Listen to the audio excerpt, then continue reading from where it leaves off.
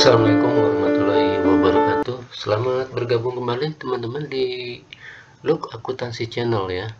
Kita kali ini akan membahas mengenai akuntansi transaksi valuta asing. Jadi bagi teman-teman yang di perusahaannya memiliki mata uang asing ataupun di banknya ada mata uang asing, nah kita perlu mengetahui ya bagaimana transaksi valuta asing ya untuk pembukuannya. Baik, kita langsung saja.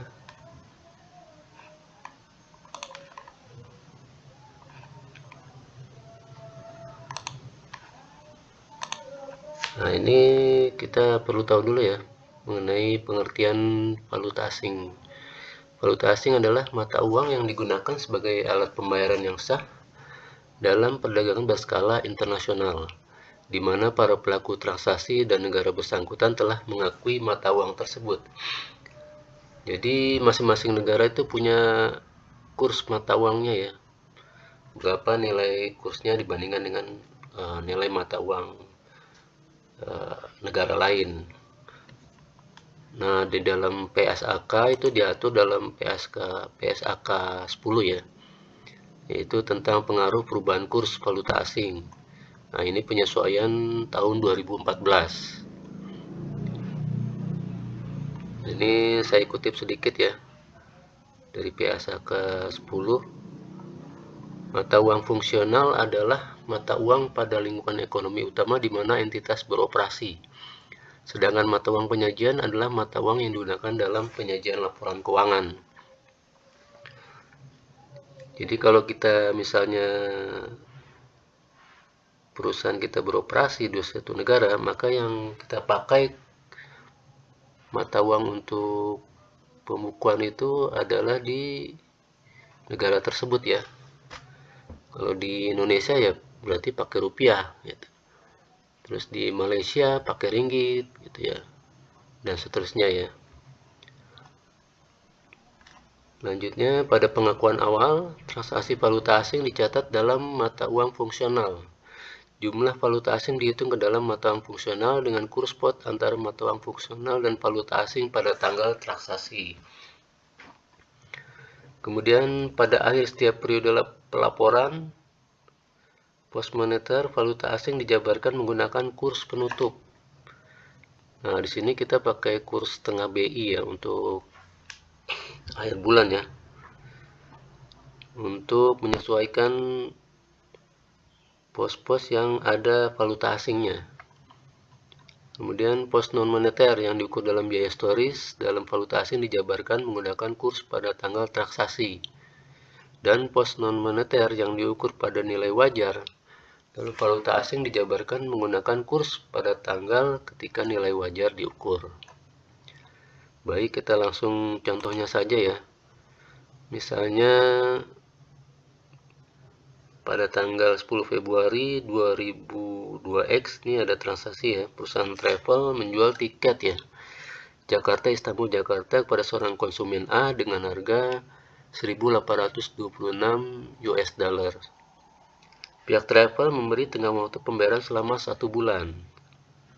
Sedangkan nilai kurs US dolar terhadap rupiah pada tanggal 10 Februari itu 14.850. Kemudian pada 28 Februari 2000, ini kurang ini ya, space-nya 2002X itu 14.900. Kemudian 10 Maret 2002X itu 15.050 rupiah.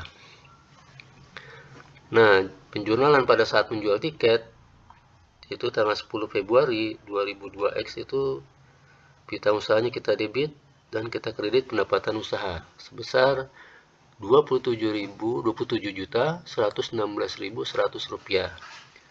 Terus kita kredit pendapatan usaha sebesar 27.116.100 rupiah. Dari mana ini angkanya? Dia perhitungannya adalah 1.826 dolar tadi kita kali dengan kurs pada tanggal 10 Februari. sebesar 14.850, sehingga hasilnya 27.116.100 rupiah. Kemudian pada akhir bulan kita perlu menyesuaikan mata uang tadi ya, atau di pos piutang usaha nih.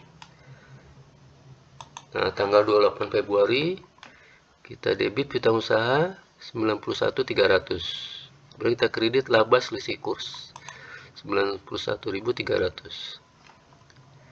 Perhitungannya adalah $1.826 dikali dengan nilai kurs pada saat tanggal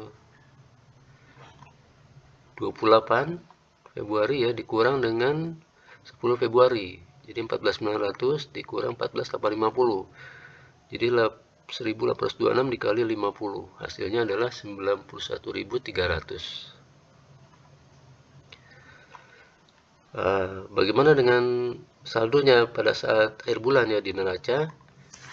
Itu piutang usaha menjadi Rp27.207.400. Dari mana perhitungannya?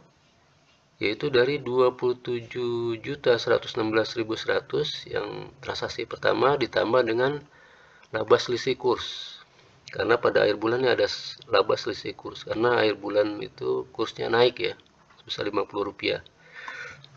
Sehingga saldonya menjadi 27.207.400. Kemudian pada saat terima pembayaran tiket, karena ini tempo 1 bulan, jadi jatuh temponya pada tanggal 10 Maret 2002X. Nah, ini kita debit ya, banknya sebesar 27.481.300. Ini didapat dari tanggal transaksi pada saat jatuh tempo ya, atau saat pembayaran 10 Maret ya. Kursnya itu Rp15.050.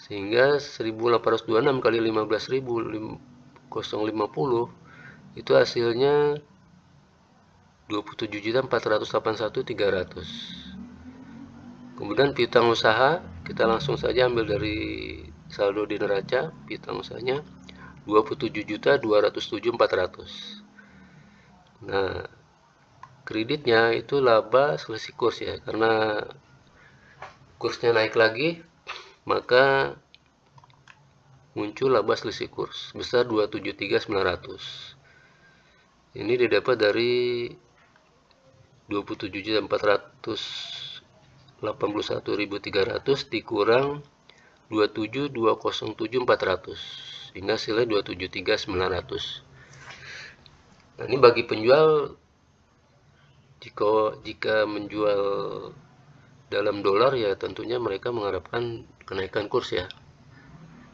supaya muncul laba selisih kurs. Tetapi kalau bagi pembeli tentunya mengharapkannya laba turun, biar dia pada saat pembayaran beli dolarnya tuh lebih murah. Saya kira cukup ini penjelasan dari saya mengenai akuntansi transaksi valuta asing, khususnya jurnal selisih kurs ya. Mudah-mudahan dapat dimengerti dan bermanfaat bagi kita semua. Terima kasih atas perhatiannya. Akhir kata saya ucapkan wassalamualaikum warahmatullahi wabarakatuh.